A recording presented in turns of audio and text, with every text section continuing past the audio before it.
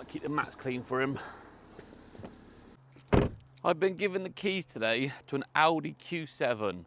So I thought I'd bring it out. The weather's changed a little bit, so I thought I'd park under the tree, keep in the dry. I'll have a quick look around the Q7.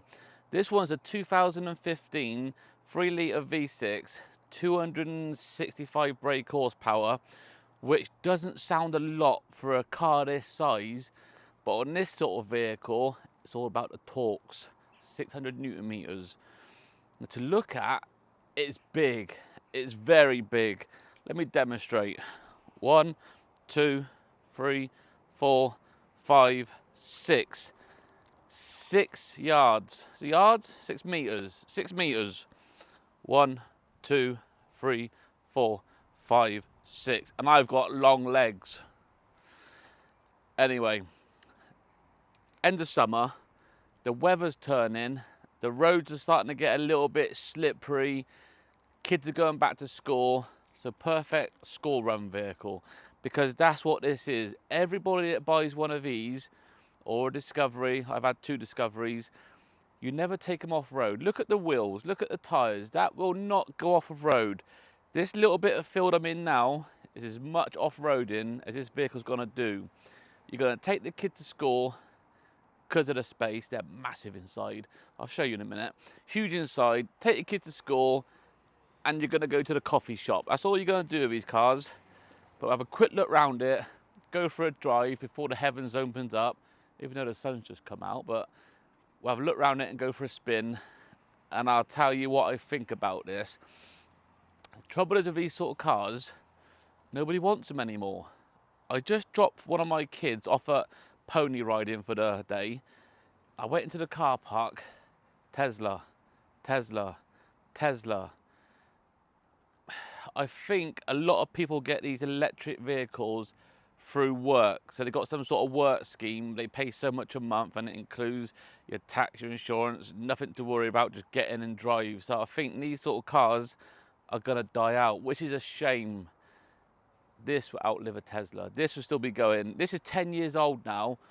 Still looks new, still drives fresh. 120,000 miles on the clock. Not even run in yet. Now, being the S-Line Plus model, you get extra features like the 21-inch alloys, the running board, the privacy glass, leather interior, all the good stuff. Atlantic blue. I like the Atlantic blue colour, but any dark colour shows every scratch or mark, but does look nice when it's clean. Even back then, we had the electric boot, and if you watch the suspension, little party trick, if you're carrying something heavy into the boot, look, you can lower it down, out the old back out. Good little trick. Huge boot on these, absolutely huge boot. You'll never use the 2 rear seats, you just won't.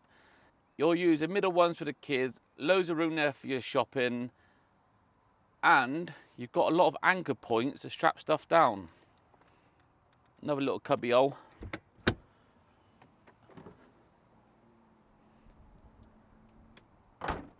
Brilliant. Now the camera's not going to pick this up, but these doors are massive. You might struggle in a car park. You know what cars are like, they try and park as close as they can to you. Now, they're a good metre wide, which is good for letting the kids climb in and out. Not so good in the car park's mind. Inside here, tons of space. You have got tons and tons of space back here. Hopefully, the kids will be far enough away from each other not to argue, but that won't happen. You've got a nice little armrest here and a nice little drink holder that pops out. Kids are happy, you're happy. Now, there's not a lot to look at underneath this bonnet, but I'll show you anyway. One big cover, that's your lot. Sorry. Right, I think we'll go for a drive to see how it handles, because I love the look of this. I love the size of it, room for the kids, but it's all very well and good looking nice on the road, but how do they handle? That's the most important thing. If it drives like a bag of nails, but looks nice, it's pointless. So, before the heavens opens up, let's go for a quick drive and see how we get on. Nice. Right, to start with, we'll leave it in drive just to see what the gearbox is like. I'm sure it'll be lovely and smooth. It feels smooth at the minute. and it handles good for a big SUV. There's not a lot of body roll in this. When you go in like a Discovery 4, you get a lot of body roll when you go around the corners. But this one, being a sporty SUV, sits kind of planted, and when you put your foot down, it goes. Jesus, it does go. This one has been mapped because from factory they can not be sluggish, they can be a little bit of a delay when you put your foot down, like and it picks up, but this one goes. I'm going to chuck it in sport and use the paddles. I want to see what the paddles are like. Right, we're in 4th gear now. Put your foot down. That you don't even feel that gear change. That's a brilliant gearbox. Even when you drop a gear, you hardly feel the change. That's brilliant. That performs really well. I wasn't expecting that. I knew it would be quick for what it is. And it's comfortable. Comfortable and quiet. It's very quiet in here. That diesel engine, some engines can be rattly, like, you know, like old diesel sounds like. But that's very quiet. Very quiet. I think Audi got this spot on. I'm going to put it back in sport mode. I like that paddle. Audi have got this spot on. There's a couple of things I don't like about this car. The ride height. When I'm in an SUV, I like to feel higher than what I am. In this, I mean. This is like not a normal car, just a little bit higher than a normal car, which I personally don't like. I like to be up there. But that gearbox is fantastic. Fantastic gearbox.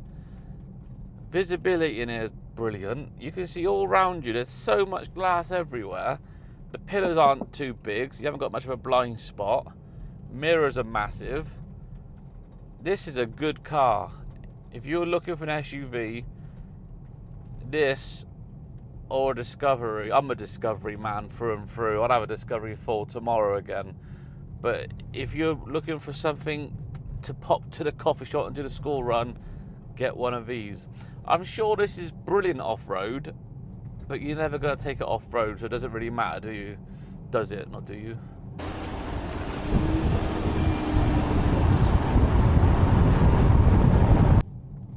If you're just taking it easy and just pottering round, I reckon you'll get 30 miles to the gallon out of this. Just leave it in drive.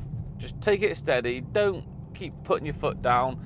It changes gear when you're just hovering over the accelerator. Around 2,000 RPM, it'll drop a gear. So I reckon if you drive like that, you'll get 30 miles to the gallon, which is fantastic in something this size. But if you're like me, you're not going to get 30 miles to the gallon. This car just handles fantastic. I would have thought the steering wheel would have been a little bit bigger. It's a little steering wheel. I don't know if that makes it feel more sporty or not. Well, I suppose you get too big, it's like driving a bloody bus, isn't it? Feed it through, feed it through. So I suppose it's not the smallest, it's not the biggest. So I suppose it's just right. Audi know what they're doing, I guess. Brakes on this are sharp. Good brakes on this, where it's got to stop a big car, isn't it? A lot of weight there. Good brakes. And even when it drops down the gears, you don't feel it. Sometimes you feel like boom, boom, when it's dropping through the gearbox. Not on this. Good old Audi, very well built cars. But I just wanted to show you all this Q7 because my mate's selling it and he said, do you want to do a video on it? I said, well, yes, please, mate. And he's buying a Porsche next week, so keep your eyes peeled on the channel. It's nice to have good friends, isn't it? Without all of my friends, none of these videos would have been possible. It's amazing how much quieter it goes. How thick is that glass? It's amazing how quiet it goes just having the windows up. It's like you could just whisper in here and talk to each other. You could probably hear the stuff in the boot banging about. It's so quiet. That's the bottles in the back.